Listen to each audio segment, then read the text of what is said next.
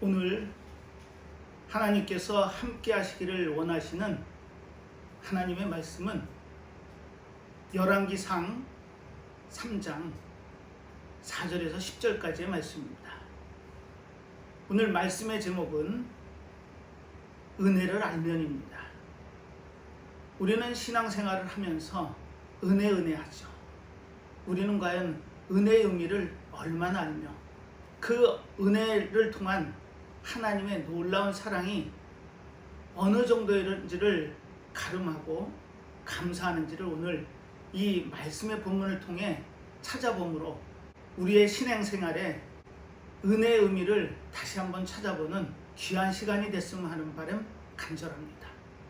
오늘 이 말씀을 통해서 은혜의 의미를 정확히 깨닫고 우리의 삶이 어떻게 하면 슬기로운 은혜 생활로 들어갈 수 있는지 찾아보는 시간이 됐으면 하는 바람 간절합니다. 우리는 지난 시간에 고난의 끝판왕이었죠. 욥을 통해서 하나님께서 주시는 고난의 의미를 다시 한번 되새겨 봤습니다. 우리의 삶을 사는 데 있어서 고난이라는 피할 수 없는 장애물을 삶의 곳곳에서 만나죠.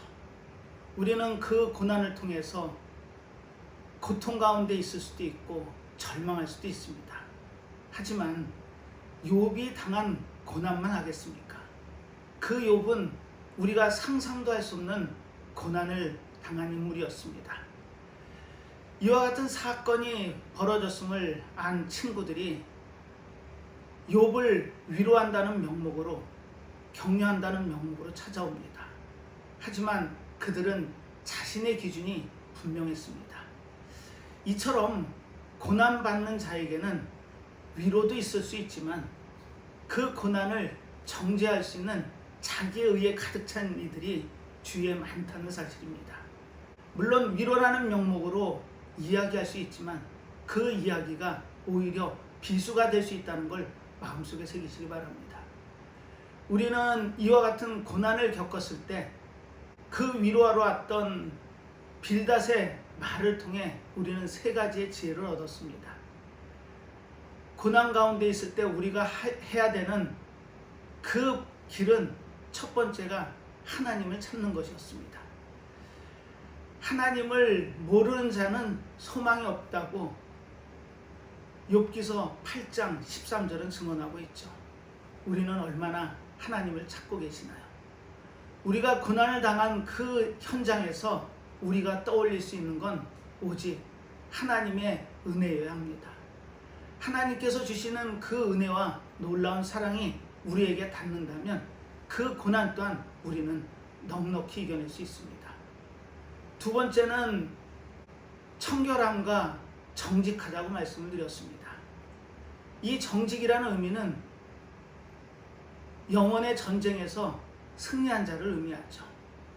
이처럼 우리는 우리 고난 가운데 승리하기 위해서는 반드시 그 순전함과 정직함을 마음속에 새기고 늘 하나님이 주시는 그 거룩함을 나의 삶에 실천하는 모습을 보여야 됩니다.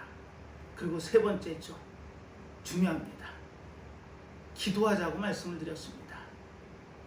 우리가 고난 가운데 있을 때 그 고난을 이길 수 있는 유일한 방법이라고 말씀을 드렸죠. 그리고 기도하는 방법을 제가 세 가지로 제시했습니다. 그 첫 번째는 이 기도를 통해 우리는 삶의 변화가 있어야 됩니다. 기도는 삶으로 살아내는 것이 진정한 기도임을 기억하시기 바랍니다. 우리는 예배당에 나와 예배를 드리고 많은 간구의 기도를 하죠. 하지만 내 삶이 바뀌지 않고 그 기도가 이루어지기를 원한다는 것은 사실 욕심입니다. 우리 삶이 바뀌고 변화돼서 하나님의 기뻐하시는 삶 가운데로 들어간다면 그 기도 또한 응답받을 수 있음을 기억하시기 바랍니다. 두 번째입니다. 기도는 우리가 원하는 것을 하는 것이 아니고 하나님이 뜻하신 그 뜻하신 바를 우리가 깨닫고 하나님의 뜻대로 이루어짐을 고백하는 것이 기도라고 말씀드렸습니다. 우리는 많은 간구를 하죠. 하지만 그 간구에 응답이 없다는 것은 하나님의 뜻에 부합하지 않기 때문임을 명심하시기 바랍니다.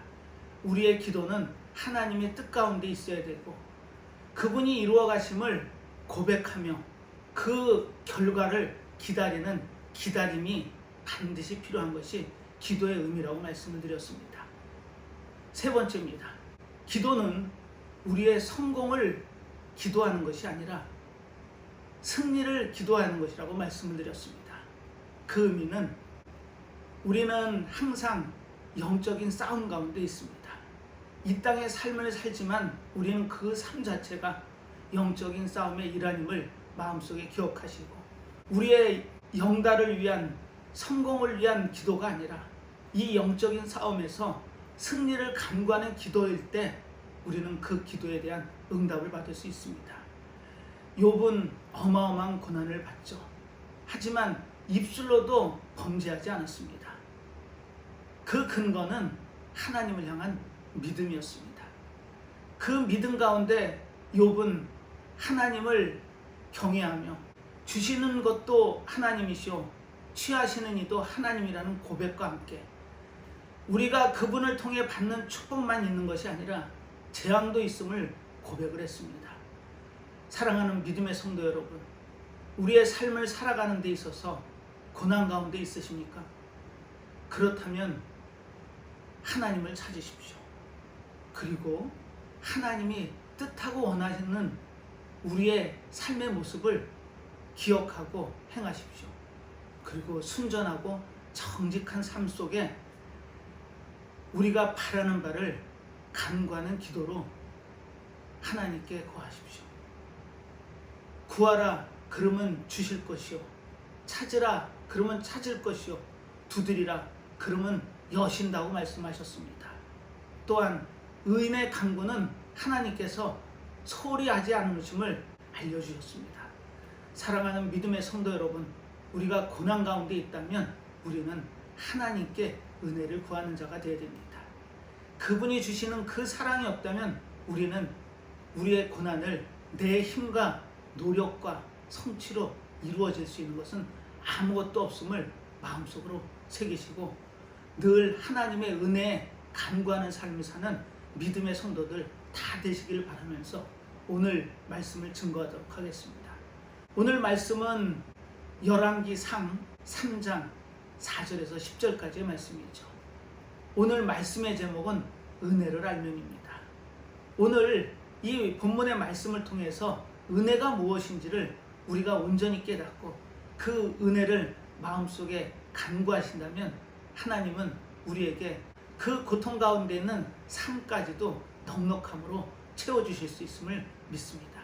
오늘 본문을 통해 그 은혜의 의미를 찾아보는 귀한 시간이 됐으면 하는 바람으로 오늘 본문을 준비했으니 오늘 증거하는 이 본문의 말씀을 통해 은혜를 깨달으시기 바랍니다. 오늘 본문은 이렇게 시작하죠. 이에 왕이 제사하러 기브온으로 가니 거기는 산당이 큼이라. 솔로몬이 그 단에 1000번제를 드렸더니 이렇게 기록이 되어 있습니다. 이 내용은 우리가 너무나 잘 알죠. 우리는 이 1000번제의 의미를 오늘 은혜를 알면이라는 기준으로 찾아보려고 합니다. 복음주의 최고의 작가라는 찬사를 받는 필립 얀시가 쓴 놀라운 하나님의 은혜라는 책이 있습니다. 그 책의 내용인데요. 이런 구절이 있습니다. 영국에서 비교 종교학회가 열리죠. 말 그대로 각각의 종교의 전문가다라는 사람들이 모여서 자기들이 믿는 종교가 갖고 있는 특징이 뭐고 어떤 장점이 있는지를 찾아보는 비교 종교 학회였습니다. 그때 사회자가 패널들에게 이렇게 질문을 던집니다. 기독교의 독특한 장점이 무엇이라고 생각합니까? 그 특징에 대해서 한마디로 요약하면 어떻게 표현할 수 있을까요? 이런 질문을 던졌습니다. 그때 패널로 참석한 한 인물이 이렇게 대답을 합니다. 기독교의 특징은 성육신이죠. 하나님의 아들이신 예수 그리스도께서 육의 몸을 입고 이 땅에 오신 그 놀라운 사건이야말로 기독교의 특징이라고 단정할 수 있습니다. 그랬더니 한 패널이 다시금 거기에 첨삭을 합니다. 기독교의 특징은 부활이죠. 예수님께서 우리의 죄를 대속하시고 십자가에 죽으셨습니다. 하지만 놀랍게 3일 만에 다시 사시는 놀라운 기적을 우리에게 보여주셨습니다. 그 기적을 통해 우리 또한 영원히 삶을 믿음으로 구원을 받을 수 있는 길이 열렸던 거죠. 라고 대답을 했습니다. 그러자 반대편에 있었던 종교학자들이 이렇게 반론을 제기합니다. 사실 그 성육신, 인간이 신이 됐다는 그 모습과 죽었다가 다시 살아났다라는 그런 이야기들은 다른 종교에도 많습니다. 라고 이야기를 하죠. 일순 말문이 막힙니다. 그때 옥스퍼드의 세계적인 기독교 변증가이자 작가인 C.S. 루이스가 이렇게 답을 합니다. 사실 기독교에서 한 가지 특징을 제시하라면 저는 은혜라고 강조하겠습니다. 세상의 어떤 종교에도 은혜를 가리키는 종교는 없습니다. 불교를 볼까요? 불교는 고행을 강조하죠. 사실 중국의 자치구인 티벳의 수도가 라싸입니다. 거기에 달라이라마가 기거했던 궁이 포탈라 궁이죠. 그 티베트인들은 1년에 한 번씩 자기 집에서 출발을 해서 포탈라 궁까지 오체투지에 고행을 합니다. 세 걸음을 걷고 신체의 5부위를 땅에 대죠. 양손과 양발과 이마를 땅에 대는 겁니다. 그와 같은 고행을 통해 포탈라 궁까지 가죠. 그것이 그들은 믿음이라고 믿습니다. 힌두교는 어떤가요? 힌두교는 윤회와 업보를 강조하죠. 즉 업보, 카르마, 즉 자신이 이룬 업적을 통해 다음 생에 윤회가 이루어진다라고 믿는 종교가 힌두교입니다. 이슬람교는 어떤가요? 코란이죠. 신이 내린 계시의 말씀을 마호메드가 받아 기록했다라는 코란을 지키는 것이 이슬람 교도들의 삶이자 모습이었습니다. 유대교는 어떤가요? 유대교는 하나님이 주신 언약을 기억하고 제사, 예배, 형식을 통해 그 하나님의 말씀을 지킨다는 모습이 유대교의 모습입니다. 이 모든 것이 무엇인가요? 인간의 노력입니다.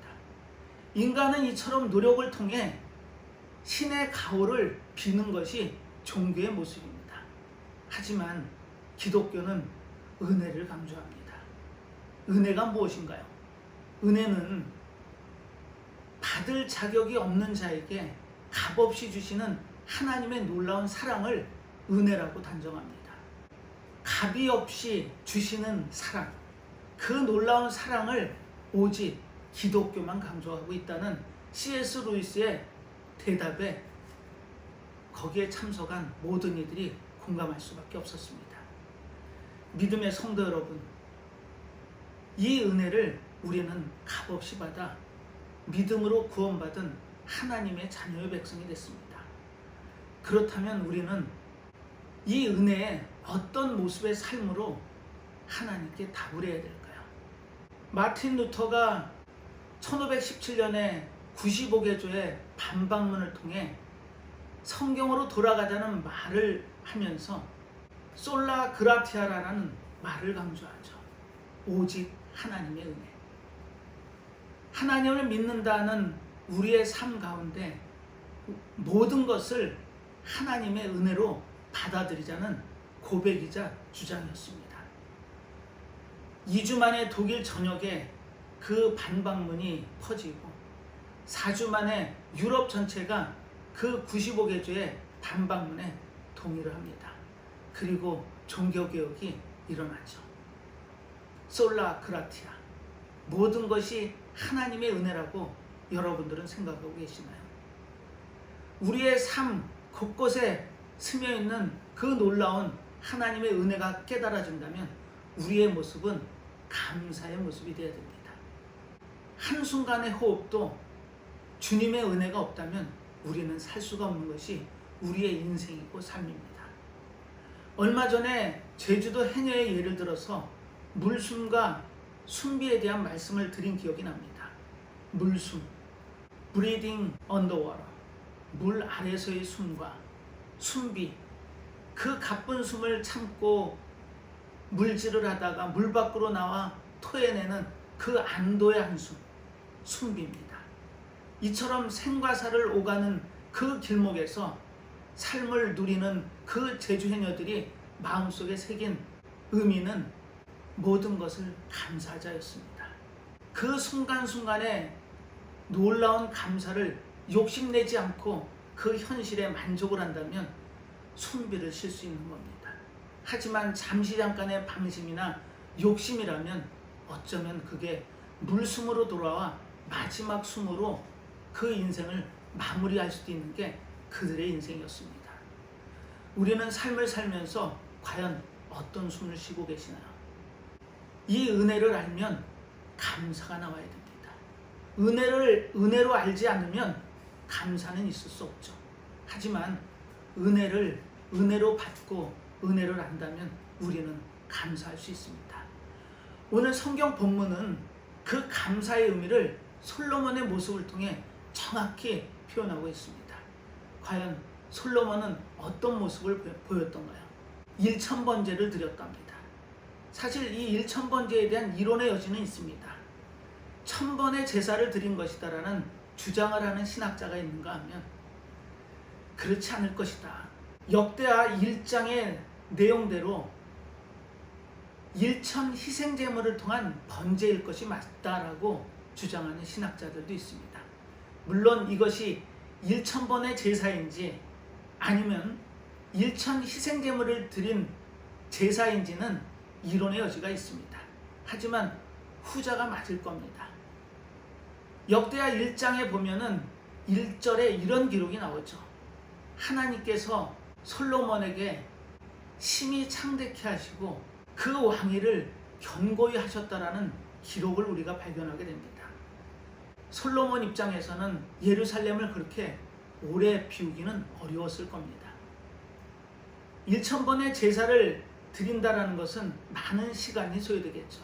물론 이 기브온이란 땅은 예루살렘에서 북서쪽으로 9km 정도의 거리에 있습니다. 그 당시의 교통 상황이라면 결코 짧지 않은 거리죠. 거기를 매일 오갈 수도 없는 문제고 거기에 상주하면서 1000번의 제사를 드리기도 쉽지 않았을 겁니다. 그렇다면 1000 희생제물을 드린 번제가 맞다라고 보는 것인데 그것 또한 놀랍습니다. 어떻게 솔로몬은 그 놀라운 규모의 제사를 드렸을까요? 그런데 더더욱 놀라운 것은 우리가 하는 신앙의 모습은 아니었다라는 겁니다. 우리가 기도할 때는 간구의 제목을 가지고 기도를 하죠. 하지만 솔로몬은 달랐습니다. 자신이 하나님의 놀라운 은혜로 왕이라는 자리에 올랐고 그 왕위의 자리에 견고함에 섰을 때 감사의 제사를 드렸다는 겁니다. 그것도 1000 희생제물을 드리는 어마어마한 규모의 제사를 드렸다는 거죠. 그만큼 솔로몬은 은혜가 무엇인지를 정확히 아는 인물이었습니다. 하나님이 주시는 은혜가 아니면 자신이 그 왕에 오를 수 없었음을 이렇게 본문에서 고백하고 있습니다. 솔로몬이 가로되 주의 종 내 아비 다윗이 성실과 공의와 정직한 마음으로 주와 함께 주의 앞에서 행함으로 주께서 저에게 큰 은혜를 베푸셨고 주께서 또 저를 위하여 이 큰 은혜를 예비하시고 오늘날과 같이 저희 위에 앉을 아들을 저에게 주셨나이다. 이렇게 기록을 하고 있습니다. 여기서 본문을 확인해 보면 큰 은혜라는 단어가 2번 등장하죠. 앞에 있는 큰 은혜는 다윗에게 주신 하나님의 놀라운 은혜입니다. 다윗은 하나님은 나의 반석이시고 나의 힘이시라는 고백을 통해 나를 지키시는 분이라는 고백을 했습니다. 그것을 다윗은 큰 은혜로 받았고 솔로몬은 지금 그 은혜를 큰 은혜라고 기록하고 있었던 거죠. 그리고 2번째 큰 은혜가 있습니다. 그것은 다윗에게 솔로몬이라는 아들을 주고 그 왕위를 솔로몬을 통해서 있게끔 했다는 겁니다. 놀라운 하나님의 은혜죠. 솔로몬은 알았습니다. 자신이 왕위에 오른 것이 자신의 노력이나 능력으로 된 것이 아니고 하나님이 주신 놀라운 은혜임을 지금 고백하고 있었던 겁니다. 그 당시의 상황을 좀 볼까요? 역대상 3장에 보면 다윗의 아들들의 이름이 쭉 거론됩니다. 다윗은 헤브론에서 왕위에 오르죠. 그리고 7년 반을 그곳에서 이스라엘을 통치합니다. 첫 번째 부인은 미갈이었습니다. 하지만 하나님께서 이 미갈의 태를 닫으시죠. 자손이 없었습니다. 그리고 6명의 부인을 통해 6명의 아들을 낳습니다. 첫째가 암논이었죠. 셋째는 우리가 잘 아는 압살롬입니다. 넷째는 아도니아였죠. 이처럼 헤브론에서 6명의 아들을 낳고 예루살렘으로 나라의 수도를 옮깁니다. 그리고 예루살렘에서 밧세바를 통해서 4명의 아들을 낳죠. 물론 먼저 난 아들은 일주일 만에 데려가십니다. 그리고 시므아, 소박, 나단, 솔로몬을 낳죠. 그리고 다른 부인을 통해 9명의 아들을 더 낳습니다. 그렇다면 솔로몬의 정실을 통해 낳은 아들이 19명입니다. 그리고 성경에는 유일하게 딸이 1명 기록이 되어 있죠. 다말입니다.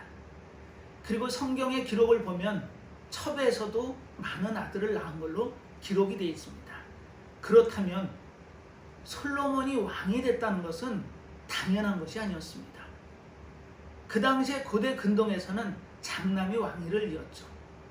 하지만 사울의 장남이 누구였나요? 요나단이었죠. 요나단이 왕이 되던가요? 다윗의 그 많은 아들이 있었습니다. 그리고 셋째 아들인 압살롬은 자신의 누이인 다말에게 행한 암논의 악행을 처단하기 위해 살해를 하죠. 그리고 아이도벨이라는 책사를 얻어 자신이 왕이 되려고 합니다. 물론 실패하죠. 그 뒤의 사건은 어떻던가요? 다윗이 늙었을 때 아도니아가 제사장 아비아달, 군대장관 요압을 등에 업고 왕이 됐다고 선포를 하죠. 이때 나단 선지자와 밧세바가 다윗에게 달려갑니다. 그리고 언약을 기억하라고 지금 아도니아가 왕이 됐다라는 선포를 했다고 사실을 고하죠. 다윗은 정신을 차리고 솔로몬을 자신의 뒤를 이은 왕으로 명하게 됩니다. 그래서 솔로몬이 이스라엘의 3대 왕이 됐죠. 그렇다면 솔로몬의 고백은 맞는 것이 됩니다.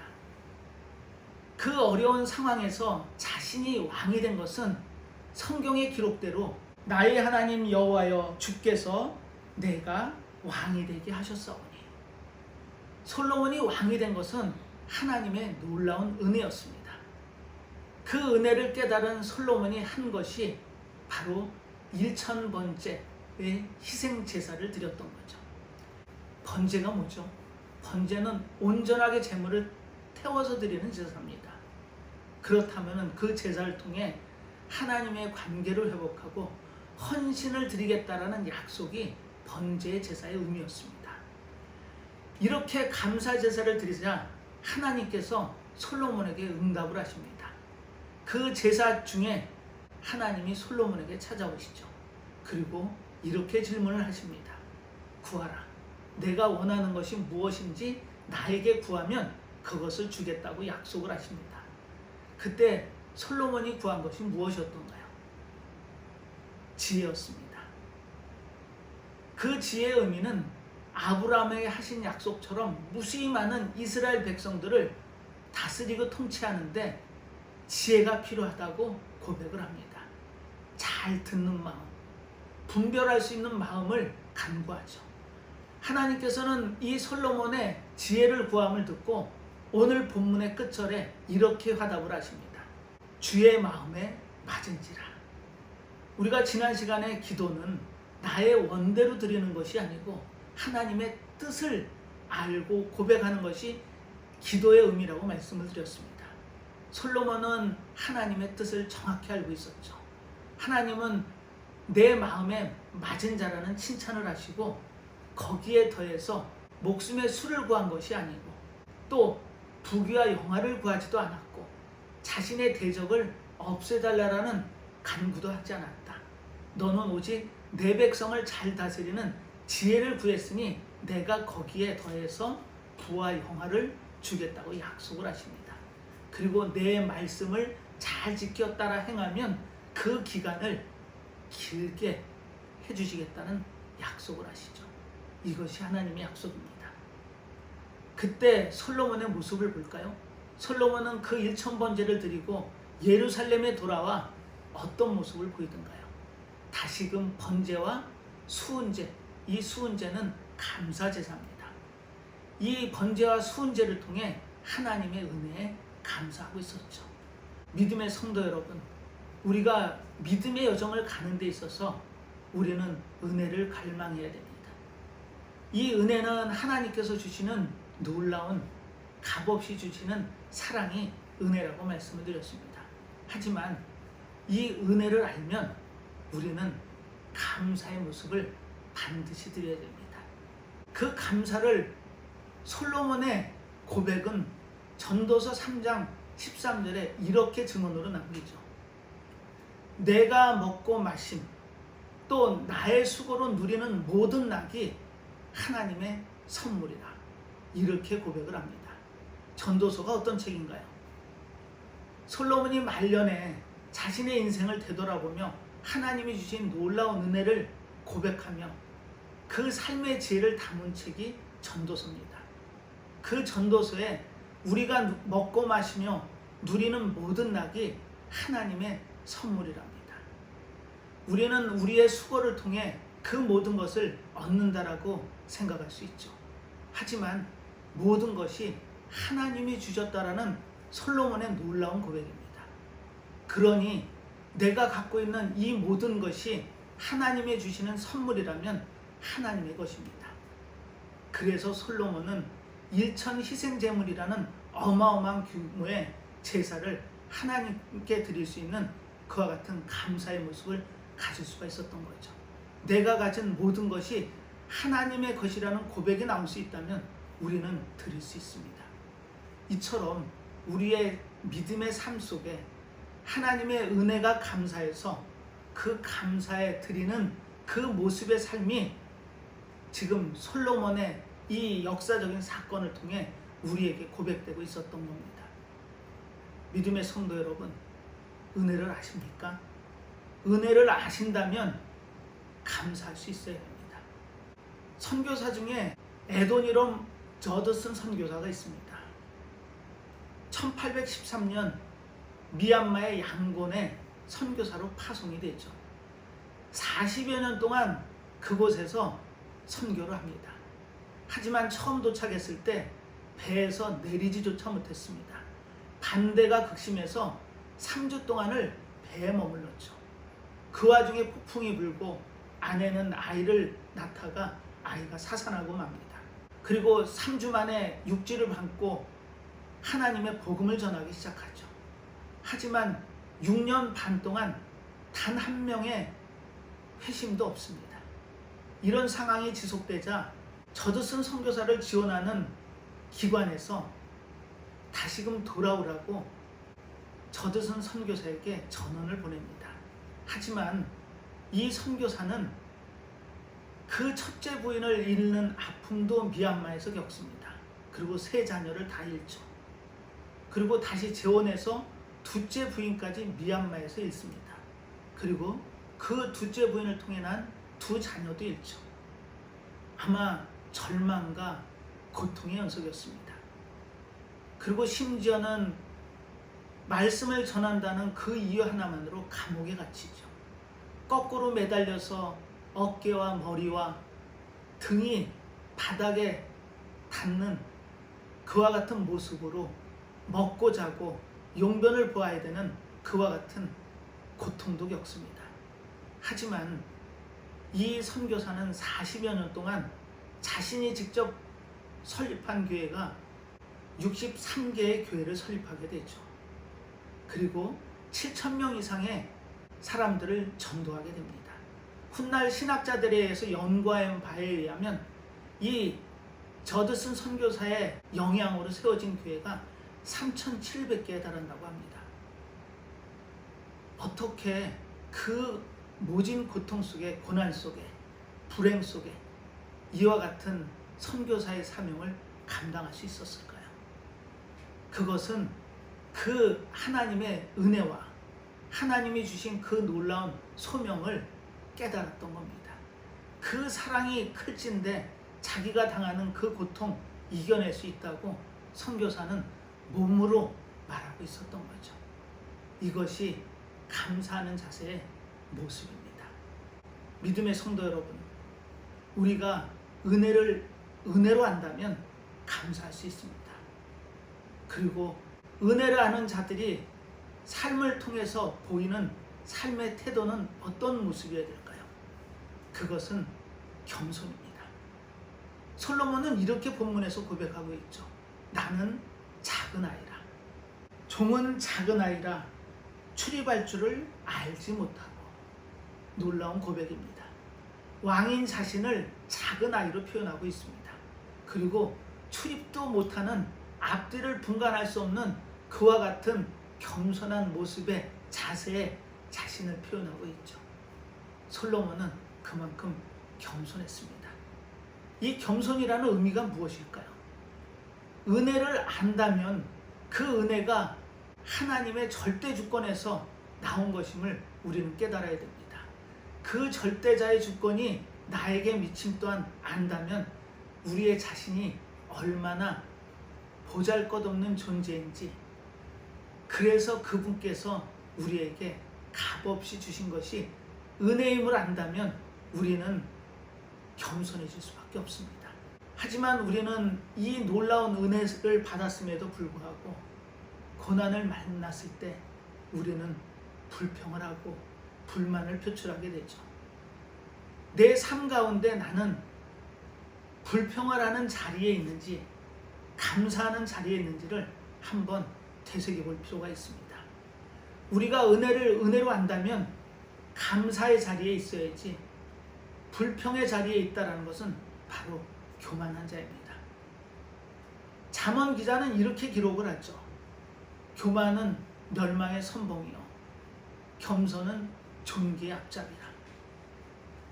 이것을 베드로 사도는 베드로전서 5장에 이렇게 기록으로 남깁니다. 우리가 당하는 그 염려를 하나님께 맡겨버리랍니다.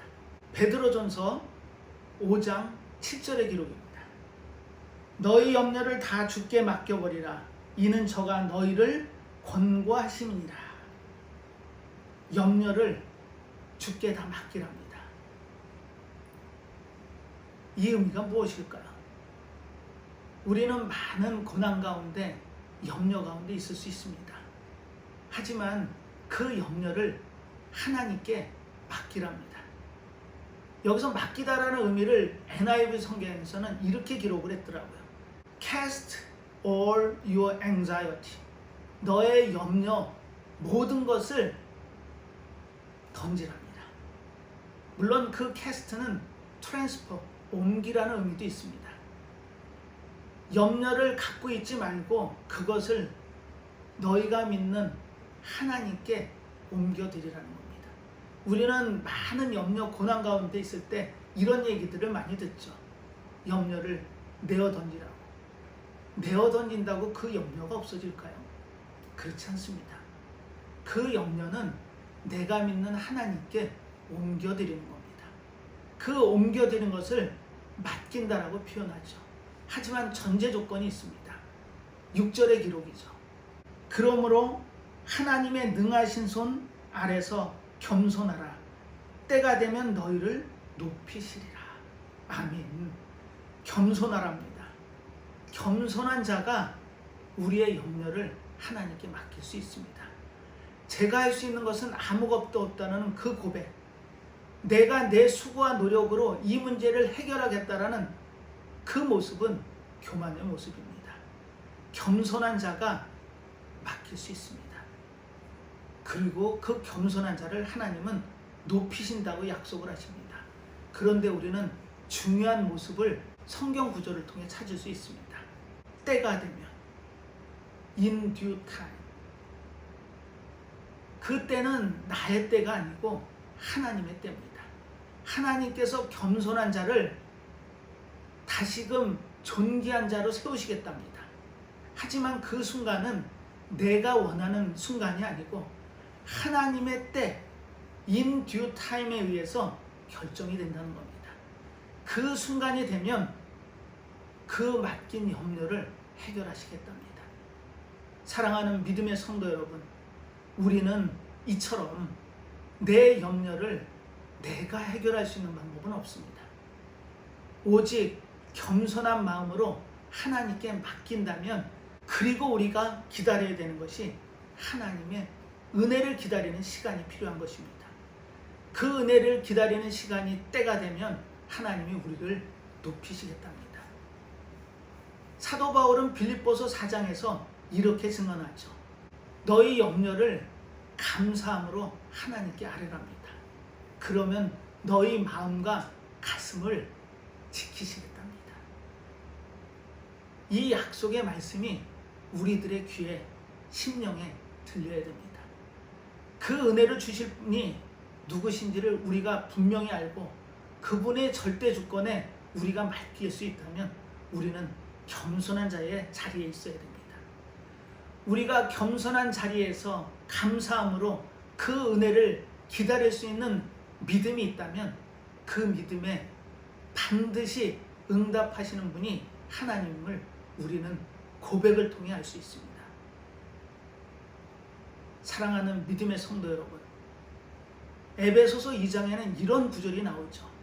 은혜로 인하여 우리가 믿음으로 구원을 받았답니다. 그것이 나의 노력이 아니고 하나님의 선물이랍니다. 하나님이 값없이 주시는 놀라운 은혜가 우리에게 임한다면 우리는 구원의 자리에, 믿음의 자리에 있을 수 있습니다. 그리고 거기에는 용서라는 단어가 수반이 되죠. 우리는 이 용서라는 단어를 생각해 보면 가해자와 피해자는 반드시 있습니다. 가해자가 행한 그 죄 때문에 피해자는 피해를 입죠.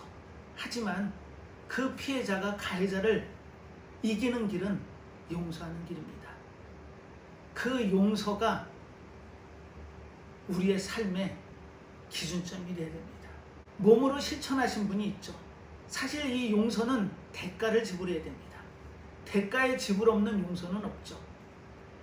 우리는 이 땅의 삶을 살면서 많은 죄 가운데 살 수밖에 없는 본질적인 죄인인 부족한 존재들이 우리의 삶의 모습입니다. 비교 종교학회에서 그 패널들이 이야기했던 성육신과 부활, 그 사이에는 십자가라는 놀라운 희생이 있었다는 것을 우리는 기억으로, 말씀으로 우리 마음속에 새겨야 됩니다. 예수 그리스도께서 그 많은 우리의 죄를 몸소 감당하시죠. 그 감당하신 그 놀라운 죄를 용서하시기 위해 대가를 지불하십니다. 그 대가가 십자가에 당신의 몸을 들이신 사건이었죠. 우리는 그 사건을 기억합니다. 그리고 그 사건을 마음속에 은혜로 받을 때 우리는 믿음으로 구원을 받는 하나님의 백성인 것입니다. 이처럼 놀라운 그 희생, 그 희생을 한 소설에선 이렇게 다루더라고요. 19세기 영국의 작가 중에 섹스피어의 버금가는 인기를 누린 작가가 있습니다. 찰스 디킨스죠. 이 찰스 디킨스가 쓴 소설 중에 두 도시 이야기라는 책이 있습니다. 단행본으로 출간된 책 중에 돈키호테 다음으로 세계적인 베스트셀러가 이 두 도시 이야기랍니다. 내용은 이렇습니다. 두 도시의 배경은 런던과 파리였습니다. 그리고 세 명의 등장인물이 등장하죠. 루시라는 한 여인과 시드니와 찰스라는 두 남자의 이야기입니다. 이 시드니와 찰스는 굉장히 막역한 친구 사이죠. 그리고 이 찰스와 루시는 결혼을 약속한 사이입니다. 그런데 시드니가 결혼을 얼마 남지 않은 루시에게 이런 고백을 합니다. 사실 나는 지금까지 사랑이라는 걸 한 번도 해본 적이 없지만 이 마음을 당신에게 전하고 싶다고. 어쩌면 여기까지만 보면 세 명의 사랑 싸움 이야기 같습니다. 하지만 거기에는 놀라운 희생이 등장을 하죠.